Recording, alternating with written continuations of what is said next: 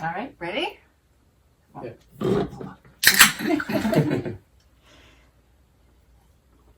Okay, now I'm ready.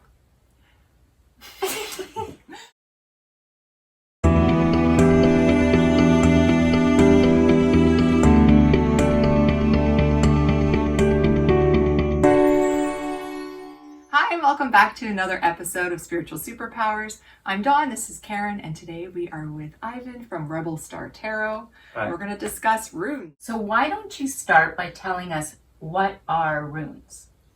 Runes is an ancient alphabet. It's a language by Germanic people, and earliest rune discoveries started showing up from archaeology and that from stuff that was created back in 50 AD, but it could go as far back as 150 BC. Wow. Yeah. So Well, let's talk about the books that you brought. okay. And actually start with the, if you don't mind, can we start with the word? Futhark. Futhark. What is Futhark? Futhark is the first 6 letters in the Elder Futhark alphabet. Huh. And I brought some little flashcards to make little exercises to Great. show each one. So we got Fehu, which is F. Uh-huh. And then the next letter U, which is Uruz. Oh, it's the other way around. Nope, Oh, what? that's how it is. An N? It looks like an N. Uruz. Oh, Okay. okay. And then we have the TH together, so Th. Okay. So, Oh, so we're at Futh so far. this doesn't. This That is is using. not, using English English letters. Okay. letters. And then we have Anzus, which is A. Oh. And Raido, which is R. That's obviously an R. Yeah. Yeah. And then Kanaz, which is C, or it could be the letter K. Oh. Okay. So that's what runes look like. Oh, that's These the are- actual these are runes. alphabetical letters. These are runes. Okay. For example, we go back to Fehu. This is power, money, and prosperity. The actual keyword for it is cattle, because cattle was a way of bartering system back then. The livestock and cattle for food and stuff there. So it was a form of currency then. So Fehu is cattle. Uruz, which you guys thought were upset was upside down. I apologize. Uruz is aurochs, which was a wild oxen, which is now extinct. It was like a huge bison wild oxen. So Uruz, which looks like the horns are down. So it is that, and it's a grounding power. So this represents strength, health, courage, fearlessness, Ooh, I like that one. vitality. Yeah.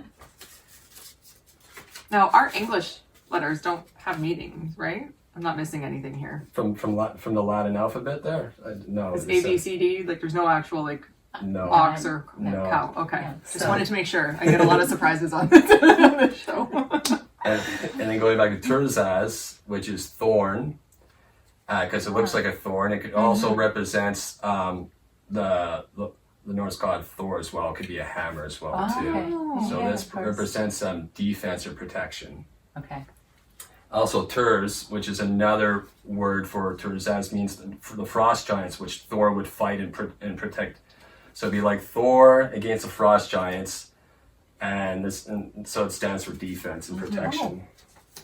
So we're getting a little bit into the Norse mythology now. Yeah. This one I love, the Anzus one I was telling you guys about earlier, which represents the letter A, also represents Odin, and this is his cape blowing in the wind. Oh, Oh. that's neat. And this represents Anzus means God, but it also is for communication, it's for wisdom, it's art, it's the gifts that the gods gave to us for communication and for doing deals, agreements and stuff like that too. It's a good card for artistic people also too. And this one I carry around in my pocket too when I do video interviews and that. It's for that clear communication. Right. Right, Which right. you have in your pocket right now. Yes, I do. Yes. Yes, I do. And then we got Raido, which is ride, and it stands for what you're going to come through in your life's journey, and that there are any obstacles along the way. It's all building blocks to the end of your journey. Okay. So Enjoy the ride. It also, it's also a good card that comes up if you're doing a reading about travel and this comes up. It's a good sign also to travel and movement.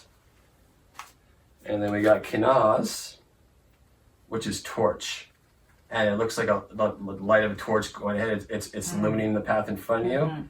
It's that inner fire in yourself also too. It's that spark and creativity. It's a rune of manifestation as well too. So man's will or idea manifested in an actual end product. That's what Kanaz is about. So those are your first 6 letters that make up Futhark. Wow. And there's more to go. Like I said, there's 24 letters in all. And so every letter has all these associations, these meanings. Okay. Each letter has its own rune lore. There could be some poems and some history behind each one. It's key words. It's an alphabet. It could represent an energy or force as well. Like the energy force behind Fehu is an energy of expansion. So an expanding, reaching out kind of energy, a fire kind of energy. Uruz is more of a grounding energy, and the energy force would come from the ground up and then back down to the ground again. So it's a good grounding earth energy. Kanaz is the energy of fire manifestation. Raido, the travel one. Ride is the movement one. So a dynamic sort of energy. And that's pretty much it for those ones. They don't each have an energy, but a majority of them do that. So there's different key factors to each rune stave. And so all of that comes into play when you do a reading. Yeah. Okay. And so you are into teaching now too, right? Yeah, I taught my first workshop in February for Happy Soul Academy. I was secretly working on a workshop last year, putting it together that I was going to do myself through my website. And at the end of last year, I got an invitation from Happy Soul Academy to take part in, they had like a winter workshop program to teach runes. So I taught that workshop. It was a 2-hour workshop in February. And I was hoping to get at least 10 people, and I had 20 people sign up. Oh, good. Yeah, 20 people. Good. The 20th person was that Saturday afternoon before it started. Hopefully in the fall, I'll be doing another online workshop teaching course and in person at the Happy Soul Academy store. But in the meantime, that workshop that I did in February is online on the Happy Soul Academy website for purchase. Okay, so we'll definitely include a link to that below. For those who can't wait and don't have patience like me to wait until the fall, you could purchase the same program, and the program you do get like a 40-page downloadable document. 40 pages of, you get the cheat sheets, you get my book list references. I brought 2 of the books that I'm going to suggest. I give music references to a lot of Scandinavian artists and bands to play the music and just feel that environment, get that energy and ambient vibe of while you're learning runes. Great idea. Yeah. That's amazing. It's like the whole experience. Yeah. It is. It is. I think it's going on now. It's $47.47. I don't know why they came up with that number. But yeah, you get the close to 40-page digital document download and the 2-hour video of me teaching the runes above too. And it's a basic intro to Elder Futhark rune set. It's for beginners. It's for starters. I don't get too heavy and deep into the details in that there. I don't want to scare away people learning the runes. Basically, at the end of the 2-hour workshop, you learn enough to do rune readings for yourself. And so here's a question, because we have a viewer who is a fan. I keep hearing about this Grant guy. I heard it from you guys. I heard it from Marilyn Penny, and I'm curious to hear who he is and what, because I'm all ears. If he's curious about, he could contact me. We help Grant quite a bit. And, and we did an episode clearing his house. Yeah. Right. And we really promote him to listen to his gut or become more familiar with his instincts. And he was in Healing Moon, just walking around, and got called to pick up towards the runes. And I wasn't surprised at all. It definitely suits him. And so he's going to take one of your workshops. So is there any advice that you have for anyone who wants to take your workshop? Is there any prep work? Or because you were just saying it's a very introductory, can people just come as green as can be? Yes. I try and stay away from any rune lore references or any Norse god references for people who don't know Norse mythology. I try and keep it simple with the keywords, the basic keywords for the runes to start with. And with my book recommendations, it'll give those who want to further study a chance to seek out these books and learn more about it, to expand about the runes. And the books I brought. Yeah, why don't you show some of the books you brought? The one I started with, and this is a popular one, it's been revised like 3 times since the 80s. I think this originally came out in 84. So the Futhark book by Edred Thorson. And this one I bought a few weeks ago, which I like a lot. I bought this at the Rock Store in Toronto, but it's all over at the bookstores. I've seen this on many web store sites. Is Taking Up the Runes by Diana Ella Paxson, who interestingly enough is in the same rune guild that Edred Thorson started, that I sent my application for to be Oh, in. they're all, So that's it's all cool. tied in. Yeah.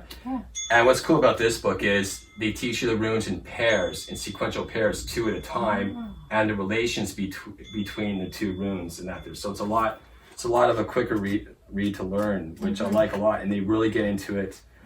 Yeah, so they're going like 2 runes at a time. Yeah. Here we got Ewas and Manas, and it's a very interesting book. I wish I started with this one a year. Okay, well there you go. A year ago. Now you know which one to start with. And that's so. These are some, like I said, some of the books I have on my suggested reading list on my workshop as well. You don't take the workshop if you want to know about any other books than that. Just send me an email or contact me. I'm glad to spread the word about. And your website is? My website is rebelstartarot.com. I'm on Instagram. I'm on Facebook, and also too, some other books to check out would be anything on, of course, Norse mythology. The old school poems. There's the old Edda poems, the Icelandic rune poems, the sagas. It all ties in, and it's going to give you more color and more meaning for each rune, behind each rune in that there. So it's pretty good. Yeah, I can feel like the passion, you know? I'm getting all caught up in it. Yeah, it's great. sure. Ah, I'm loving this. So for now, with rune pulls, it's just basically you could use regular tarot card spreads, past, present, future, any tarot card spreads, and just replace the cards with runes. Ah, well, that makes sense. Which makes it a lot easier for people getting into runes and want to do a few rune spreads, like readings for other people. It's just, yeah, you can treat it like tarot. Well, we hope you liked this video. So if you did, please give us a like and subscribe if you haven't done so. We love new subscribers. Yes, we do. But make sure to also scroll down at the end of this episode, find all of Ivan's information, links to the courses, your website, your social media, and pick up those books. Check out the courses because this seems really cool. Yeah. And if anybody has any questions all about runes, just send me an email and message me. I'm more than glad to help out and spread the word. Well, yeah. Thank you so much for coming all the way up here and for doing a demonstration for us and talking runes, because I mentioned I'd looked it up, but what you explain is so much more than what Wikipedia says. What we talked about is just a small tip of the iceberg of what Wow. runes is about, and that, like I told you earlier, runes is that cosmic onion, and Yes. it's only like the first layer we took off there. Yeah. It could get intense. Yeah, and I love that it's a system, like a practice. Yeah. A lifestyle. Yes. All right, well, thank you so much. Be sure to tune in again for next week's episode, and take care, and we'll see you again. Okay, bye-bye.